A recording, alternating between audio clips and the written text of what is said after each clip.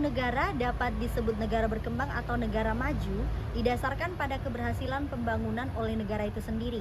Pembangunan adalah percepatan perubahan sosial yang direncanakan secara sistematif dari setiap negara yang kurang berkembang untuk mengejar ketertinggalan dibandingkan dengan negara-negara maju. Pembangunan pada hakikatnya adalah upaya mencapai taraf hidup rakyat yang lebih berkualitas sesuai dengan nilai sosial yang berlaku. Proses pembangunan mensyaratkan adanya partisipasi rakyat yang lebih besar agar tujuan pembangunan dapat tercapai. Konsep pembangunan pertama kalinya diperkenalkan oleh Presiden Amerika Serikat Harry S. Truman pada 20 Januari 1949 dalam pidato pelantikan presiden. Dia memperkenalkan kata kawasan-kawasan belum berkembang atau regions have not yet developed yang memerlukan upaya pembangunan. Pembangunan idealnya merupakan suatu proses perubahan yang mengarah pada kondisi yang lebih baik atau ke arah positif dengan meminimalkan perubahan yang bersifat negatif. Adapun beberapa teori pembangunan yaitu teori modernisasi, teori dependensi, dan teori sistem ekonomi dunia. Yang pertama, teori modernisasi pada dasarnya modernisasi mencakup transformasi total kehidupan bersama yang tradisional atau pramodern dalam arti teknologi serta organisasi sosial ke arah pola-pola ekonomis dan politis yang menjadi ciri negara-negara barat yang stabil. Teori ini memberikan saran bahwa negara-negara berkembang harus meninggalkan nilai-nilai tradisionalnya agar dapat keluar dari berbagai permasalahannya seperti kemiskinan. Satu hal yang menonjol dari teori modernisasi klasik ini adalah modernisasi lebih menekankan faktor internal sebagai akibat dari masalah dalam masyarakat itu sendiri. Pembangunan ke arah modernisasi melalui 5 tahapan, yaitu 1. Masyarakat tradisional atau traditional society, 2. Prakondisi tinggal landas atau the precondition for take off, ketiga tinggal landas atau take off, dan keempat dorongan ke arah kematangan push toward maturity, yang kelima konsumsi massa yang tinggal era of high mass consumption.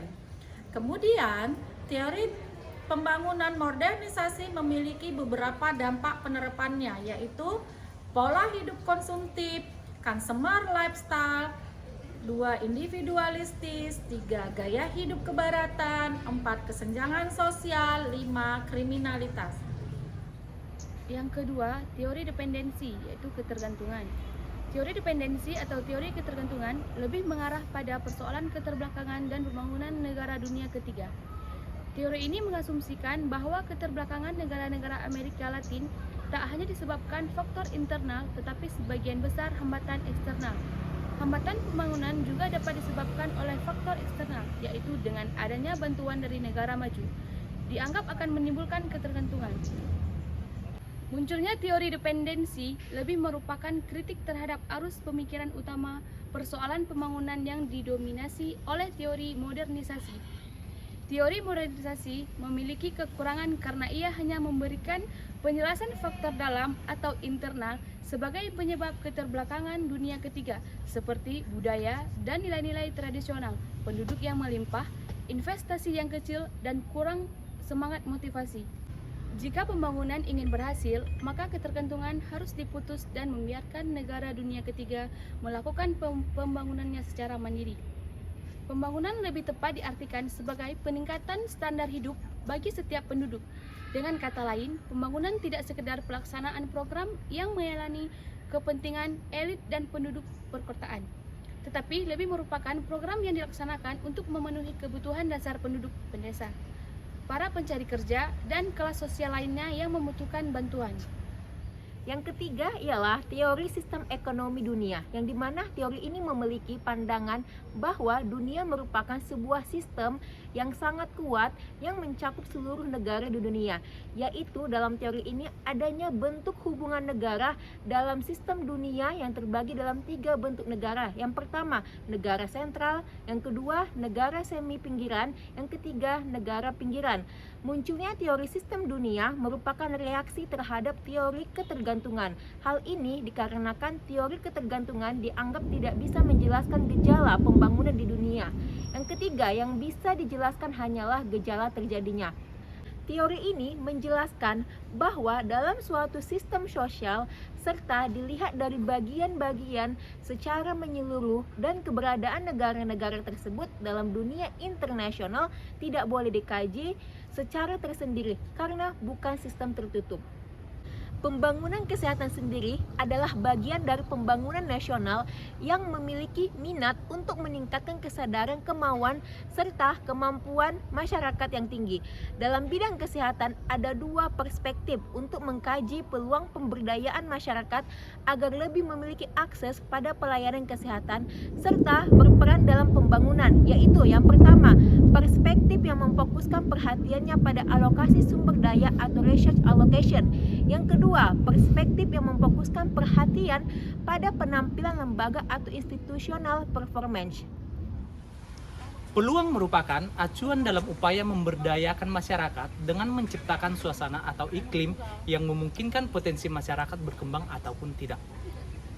Arahan kebijakan RPJMN bidang kesehatan tahun 2020 sampai 2024 adalah meningkatkan pelayanan kesehatan menuju cakupan kesehatan semesta, terutama dalam penguatan pelayanan kesehatan dasar ataupun primary health care, yang dilakukan dengan mendorong meningkatkan upaya promotif dan preventif, serta didukung oleh inovasi dan pemanfaatan teknologi di dalam bidang kesehatan.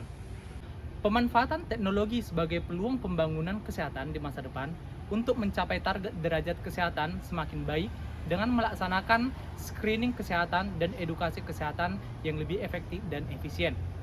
Beberapa pemanfaatan teknologi sebagai peluang pembangunan kesehatan yaitu: yang pertama, telemedicine, yaitu layanan kesehatan berbasis teknologi yang menyediakan konsultasi dengan dokter spesialis tentang bagaimana penyakit dan alternatif untuk meminta resep obat secara jarak jauh. Yang kedua, neuroteknologi, yaitu teknologi yang digunakan untuk merekam aktivitas otak. Yang ketiga, produk kesehatan wearables, salah satu contohnya yaitu smartwatch yang saat ini sedang menarik perhatian masyarakat. Digunakan untuk merekam aktivitas manusia, seperti merekam pola tidur, tekanan darah, saturasi oksigen, dan elektrokardiogram, dan masih banyak lagi yang lainnya. Namun, saat ini masih banyak kekurangan yang belum terselesaikan dalam mencapai pelayanan kesehatan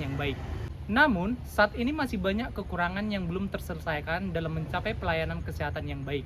Salah satunya adalah keterbatasan dalam memperoleh pelayanan kesehatan. Hal ini berdampak pada banyaknya masyarakat yang kondisi kesehatannya kurang begitu baik dan tidak sesuai dengan yang diharapkan oleh pemerintahan.